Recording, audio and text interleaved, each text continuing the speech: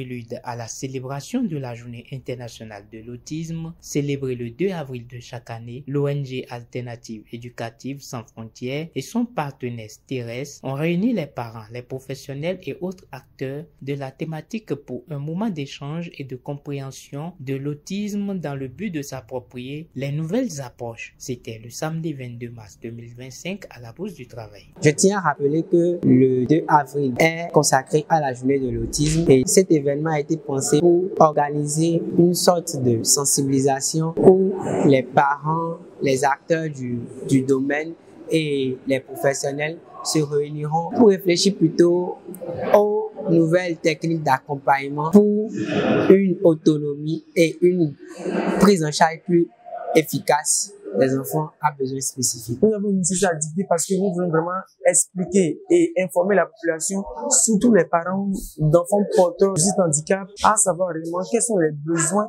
d'abord et qui sont les spécialistes qu'il faut vraiment pour accompagner les enfants à une pleine autonomie ou aider ces enfants-là à vraiment s'intégrer dans la vie sociale et à répondre promptement aux exigences de la société. Les échanges ont porté entre autres sur la responsabilité des parents dans l'accompagnement des enfants autistes et de la relation avec les professionnels et les dispositions pratiques pour un accompagnement efficient des enfants autistes. Parlons des signes pour reconnaître les enfants autistes.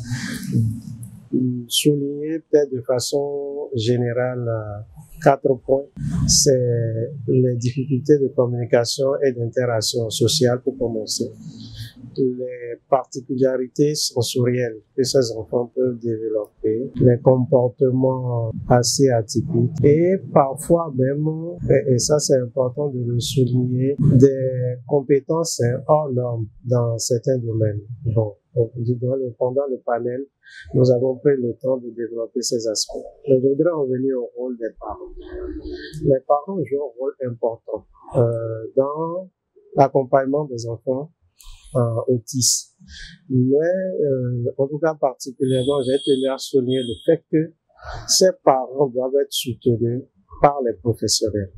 Vous voyez par exemple, un rôle important des parents, c'est de pouvoir créer à la maison un environnement mais vraiment apaisant, sécurisant pour les enfants, qui se sentent suffisamment en paix, qui se sentent dans le calme et pas trop à charge. Mais pour qu'un parent d'enfant autiste puisse porter ou offrir cet environnement à un enfant autiste, il faut que lui-même bénéficie de l'accompagnement, ou que lui-même, avec les professionnels, dans une relation d'aide, qui l'aide à tenir et à avancer. Vous voyez. Je prends notre rôle des parents qui est de pouvoir s'investir dans l'éducation et dans l'apprentissage de l'enfant. Les professionnels développent beaucoup de choses. Ils développent des outils, ils développent des techniques, ils mettent en place des routines pour ces enfants.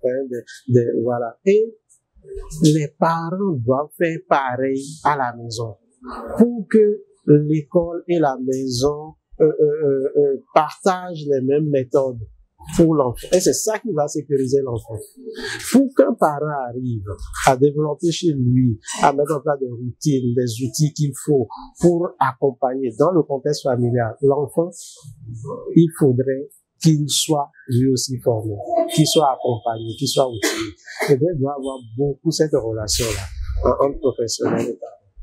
Les parents aujourd'hui ont un rôle que nous n'imaginons pas en tant que professionnels. C'est eux qui font le tour des différents professionnels que nous sommes. C'est eux qui vont discuter avec l'école, les enseignants, les directeurs. C'est eux qui vont discuter avec les paramédicaux, kinés, orthophonistes. C'est eux qui vont discuter avec les médecins. Voyez-vous. Et parfois, non professionnels, on va très peu échanger autour de cet enfant. Et donc, c'est parfois les parents qui nous apportent les informations. Donc, aujourd'hui, non seulement nous demandons aux parents de continuer à jouer ce rôle, mais aussi nous, professionnels, nous devons de plus en plus nous organiser pour travailler ensemble et faire converger nos actions. Handicap International plaide pour l'épanouissement de tous les enfants. Handicap pense que tous les enfants, quelle que soit leur difficulté, doivent pouvoir évoluer dans un espace commun avec des adaptations pour la prise en compte de leurs besoins spécifiques. À titre illustratif, le Bénin met en œuvre un projet piloté dans les communes de Cotonou et Yabombe-Calavi. Au Bénin, il y a beaucoup de travail qui est en train de se faire actuellement parce que de plus en plus, l'État s'intéresse à la cause des personnes autistes et il y a même un projet pilote qui est en cours actuellement pour la prise en charge des enfants autistes en milieu scolaire comme à domicile. Ce projet est construit suivant 5 axes. Il y a l'accompagnement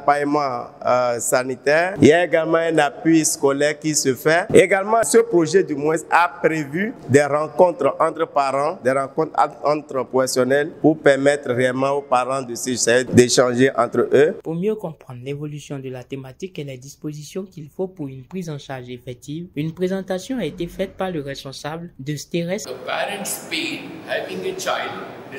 Alors c'est très douloureux pour les parents d'avoir un enfant ou une personne avec handicap. Such parents who wants to make their family complete. Alors ces parents qui veulent rendre leur famille complète. Notons que l'activité a connu la présence du réseau des associations des personnes handicapées du littoral représentant la fédération. La fédération des associations de personnes handicapées, notamment le réseau des associations des personnes handicapées du département littoral que je préside, est honoré. Honoré parce que nous avons des nouvelles initiatives. Une initiative innovante qui va nous permettre de continuer à mieux faire ce que nous essayons de faire déjà.